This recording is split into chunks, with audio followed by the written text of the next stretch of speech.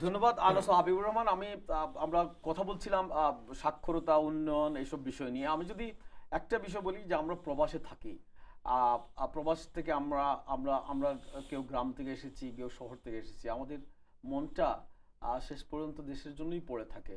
আমরা জানি না, হয়তো আমরা কেউ যাব দেশে, কেউ যাব না, কিন্তু আমরা যারা প্রথম প্রজন্মের প্রবাসী, আমরা মনে করি আমাদের আমাদের দায়বদ্ধতা যে সমাজ থেকে এসেছি সেখানে রয়েছে। এবং সেই দৃষ্টিকোণ থেকে আমরা দেশেই অনেকেই আমরা অনেক ব্যক্তিগতভাবে, পারিবারিকভাবে অনেক চ্যারিটেবল কাজ আমরা করতে চাই, করি। আহ, আপনি যদি আপনার অভিজ্ঞতা থেকে বলেন, আপনি উন্নয়ন সংস্থা, বেসরকারি সাহায্য সংস্থা এসবে দীর্ঘদিন থেকে কাজ করেছেন, এবং আমার জানা মতে আপনার নীরব কাজের অনেক ফিরিস্তি আমি দিতে পারি। এটা হয়তো আপনাকে বিব্রত করবে, কিন্তু এই অভিজ্ঞতা থেকে আপনি প্রবাসীদের কি বলতে, মানে কিছু কি বলতে চান যে মানে আমাদের কি করা উচিত? এই সমস্ত পাশ্চাত্য যে জনগোষ্ঠীকে আমরা রেখে এসেছি, আমাদের গ্রাম বাংলার সেই সাধারণ মানুষজন, তা আমরা কি করতে পারি, কি করাটা এফেক্টিভ হবে? এই উপলব্ধিটা অত্যন্ত গুরুত্বপূর্ণ যে আপনারা দেশের মানুষের জন্য কিছু করতে চান, এবং আমি অনেককে দেখেছি যে মানুষজন কিছু করতে চান কিন্তু কি করবেন। এবং আমি আমি যেটা মনে করি যে বড় কিছুতে হাত দেওয়া অনেকের পক্ষে সম্ভব হবে না, বা বড় কিছু কোনো উদ্যোগ আছে কি না সেগুলো খুঁজে বের করো, সেটা অনেক সময় কষ্টকর হয়ে দাঁড়ায়। এবং অনেক সময় কোনো উদ্যোগ কোন পথে যাচ্ছে সেটাও কিন্তু অনেকে আপনারা বুঝতে পারেন না। কাজে আমি আমি যে পরামর্শটা দেব যে আপনারা দেখেন যে আপনারা যদি গ্রাম থেকে আসছেন, যারা গ্রামে যে প্রাথমিক বিদ্যালয়টি আছে, সেই প্রাথমিক বিদ্যালয়ের শিক্ষার্থীদের একটা অংশ আছে, এবং এটা শতকরা 50 ভাগের কম না, যে অংশটা এদের পরিবারে তাদেরকে লেখাপড়ায় সহায়তা করার মতো কেউ নেই। এবং আপনারা এখানে দেখেন যে একটা শিশু, 5 বছরের শিশু সকাল 8টায় যাচ্ছে, 2:30টায় আসছে। আর ওইখানে কিন্তু আমরা 6 বছরের শিশুদের জন্য 10টা থেকে 12টা পর্যন্ত 2 ঘন্টার আমরা কি দিচ্ছি। আবার যারা এর উপরে যারা আছে এদেরকে 12টা থেকে 4টা পর্যন্ত 2 শিফটে পড়াচ্ছি। এখন এই যে সংযোগটা কম, এই সংযোগটা কম হওয়ার ফলে এখনকার যে লেখাপড়া, সেই লেখাপড়াটা গ্রহণ করতে পারছে কেবল তারাই যাদের পরিবারে লেখাপড়া জানা মানুষ আছেন, যারা সাপোর্ট দেওয়া সম্ভব হয়। কিন্তু এই যে প্রথম প্রজন্ম শিক্ষার্থী যারা, এদের কিন্তু পরিবারের সাহায্য করার মতো কেউ নেই। এর ফলে এরা কি হয়, এরা লেখাপড়া শেখে না। এরা যদিও দেখেন যে 5ম শ্রেণী পর্যন্ত উঠেছে, কিন্তু লেখাপড়া শেখে না। এখন এদের জন্য আপনারা একটা কিছু করতে পারেন, এবং এই ব্যাপারটা হলো এদের কন্ট্যাক্ট আওয়ার, যে সংযোগ সময়টা আছে, সেই সময়টা আপনারা বৃদ্ধি করতে পারেন। সেখানে কমিউনিটিতে, সে তো কমিউনিটিতে, সেখানে যদি সেই স্কুলের ছুটির পর রাত্রে কিন্তু সবাই লেখাপড়া করে, কিন্তু এই যে যাদের বাবা মা লেখাপড়া জানে না, এরা কি পড়াবে? এখানে কোনো কিছু পড়তে পারছে। কাজে সেখানেও যদি আপনি 3 ঘন্টার একটা সাপোর্ট দিতে পারেন, তখন ওইসব শিশুরা কিন্তু এগিয়ে আসবে। এটা একটা নতুন ধারণা আনসা হাবিবুর রহমান, আমি চিন্তা করে দেখি নাই। আমরা অনেকেই দেশ থেকে টাকা পাঠাতে চাই, অনেকে মসজিদ মাদ্রাসা আমরা করি, আমাদের মক্তবে টাকা পাঠাই। আমরা মনে করি যে স্কুলে আরেকটা দালান কোটার জন্য যদি আমি কিছু ইট কিনে দেই, কিন্তু আমরা যে সমস্ত শিক্ষার্থী শিক্ষা গ্রহণ করছে তাকে পারিবারিকভাবে সাপোর্ট করার জন্য যদি আমরা একটা একটা গ্রুপ সাপোর্ট করি, এবং মানে কিছু প্যারা টিচার যদি তৈরি করেন, প্যারা টিচার তৈরি করে তাদেরকে যদি তাদেরকে, এটা একটা ভালো ধারণা। এটা একটা ব্যাপার। আরেকটা হচ্ছে যে আমাদের যে সেকেন্ডারি স্কুলে আমাদের ইংরেজি এবং গণিত শিক্ষকের খুব অভাব আছে। এদেরকে ট্রেনিং দেওয়ার মতো কিন্তু মানুষ আছে। এখন ব্রাক এদেরকে ট্রেনিং দেয়, বা ব্রিটিশ কাউন্সিল এদেরকে ট্রেনিং দেয়। এখন এদেরকে যদি ট্রেনিং দেওয়ানো যায়, তাহলে কিন্তু এদের দ্বারা এই শিক্ষার্থীরা উপকৃত হবে।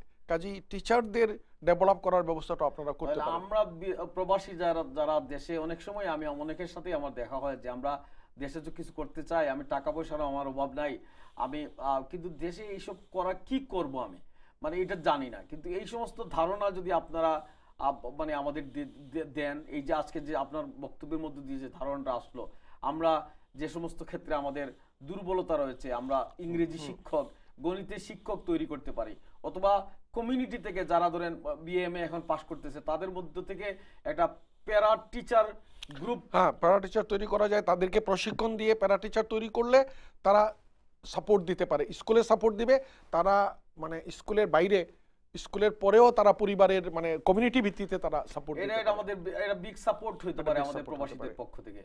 এবং আমি আরেকটা বিষয় দেখো, আমি খুব স্পর্শকাতর, এটা বিভিন্ন সময় বাংলাদেশে আলোচনায় এসেছে এবং এটা আমরা যখন বিদেশ থেকে শুনি, আমরা বিদেশে থাকি, আমরা একটা ধর্মীয় সাংস্কৃতিক পরিমণ্ডল থেকে আসা মানুষ, আমাদের কাছে যখন মানে এখানে আসি, আমাদের নানান আশা হতাশা, প্রাচুর্য, প্রাপ্তি ও প্রাপ্তির বেদনা থেকে যখন বলা হয় যে তুমি ওই দেশে কিছু টাকা দাও, দেশে প্রায় ওই এতিম স্কুল, এতিম মাদ্রাসা এসব করার মতো, আমি গিয়ে আমার অনেকদিন পরে আমার গ্রামে গিয়ে দেখি মানে এখানে মানে 3-4টা গ্রামে 5টা মাদ্রাসা গড়ে উঠেছে, এই যে এইসব কওমি মাদ্রাসা এসব। কিন্তু এইসবের আমি এই মাদ্রাসা শিক্ষা এই বিষয়টাকে আমাদেরকে কোনো মানে কোনো শৃঙ্খলার মধ্যে নিয়ে আসা বা এইটা আমাদের সমাজ উন্নয়নে আমাদের মানে আমাদের এই আপনার সাক্ষরতা, আমাদের শিক্ষা সচেতনতায় কতটা অবদান রাখছেন, আমি কোনো বিতর্ক ছাড়াই যদি এটা সাধারণ একটা গবেষক হিসাবে আপনি যদি বলেন, আমরা উপকৃত হই। একটা ব্যাপার হচ্ছে যে আমাদের শিশুদেরকে প্রোডাক্টিভ হিসেবে গড়ে তুলতে হবে। এখন যে ব্যবস্থায় যাক তারা, এখন যদি মাদ্রাসা, আমরা যে মাদ্রাসা ব্যবস্থায় যদি সেখানে প্রোডাক্টিভ যদি হয়, তার যদি সমতা, যদি সে স্কুলে যে লেখাপড়া করছে এর একটা বৈজ্ঞানিক একটা ভিত্তি আছে, এর সাথে যদি সমতা তৈরি করা হয় তার লেখাপড়ার, এবং সে যদি স্কিলটা তৈরি সে যদি জানে, তাহলে কিন্তু এটা কোনো কোনো ভালো দিকে যাবে। আর সে যদি মনে হয় যে প্রচলিত গতানুগতিকভাবে যদি দেখি যে আমরা ধর্মীয় শিক্ষা গ্রহণ করলাম, শুধু ধর্মীয় শিক্ষা গ্রহণ করে আমরা ওই কোনো ধর্মীয় কাজ করলাম, এইরকম করে কিন্তু মানে সমাজের উন্নয়নটা সেটা সম্ভব হবে না, এবং ধর্মেরও সেখানে কল্যাণ সাধন করা যাবে না। ধর্মের কল্যাণ সাধন করার জন্য এই ছেলে মেয়েদেরকে দক্ষতা দিতে হবে। মানে কওমি মাদ্রাসা বা ওই যে ধর্মীয় প্রতিষ্ঠানগুলো যারা লেখাপড়া করতেছে তাদেরকে আমাদের যে প্রচলিত শিক্ষা ব্যবস্থার যে মেটেরিয়াল গুলো আছে তার সাথে পরিচয় করাতে হবে, দক্ষতা তাকে একটি দক্ষ উৎপাদনশীল নাগরিক হিসেবে গড়ে তোলার জন্য একটা প্রস্তুতি, এই সমন্বয়টা। তো আমাদের যে বর্তমান শিক্ষানীতি বা বর্তমান সরকার যেটা চেষ্টা করতেছে, সেখানে কি এই ধরনের একটা অ্যাপ্রোচ আছে? হ্যাঁ, বর্তমান সরকারের যে শিক্ষানীতি আছে, সেই শিক্ষানীতিতে কিন্তু একটা যখন বলা হচ্ছে যে এক ধারার শিক্ষা মানে সবাইকে এক করা নয়, সবগুলাতেই যেন কোর্স সাবজেক্টগুলো এক থাকে, সবাই যেন একই জিনিসকে অন্তত, কেউ যেন নিম্নমানের লেখাপড়া না শিখে, সবাই যেন একটা মানসম্মত লেখাপড়া শেখে, এই ব্যবস্থাটা কিন্তু আমাদের শিক্ষানীতিতে আছে।